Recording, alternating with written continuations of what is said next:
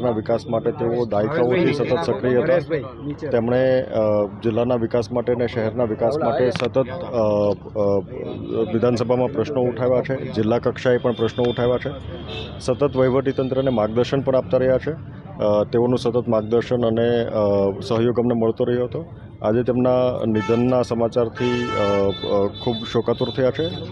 ભગવાન તેમના પરિવારજનોને, તેમના સમર્થકોને આ દુઃખની ઘડીમાં એમને સાંત્વના આપે અને સમર્થન આપે તેવી પ્રભુને પ્રાર્થના કરું છું. સાથોસાથ યોગેશભાઈ પટેલ લગભગ 8 ટર્મથી વિધાનસભાના સદસ્ય હતા.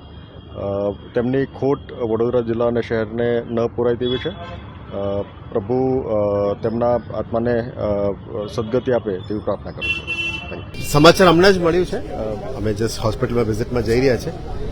કન્ફર્મેશન મળ્યું છે. હોસ્પિટલ સાથે પણ વાત કરી છે, પણ સત્તાવાર જાહેરાત કદાચ પાર્ટી તરફથી આવશે.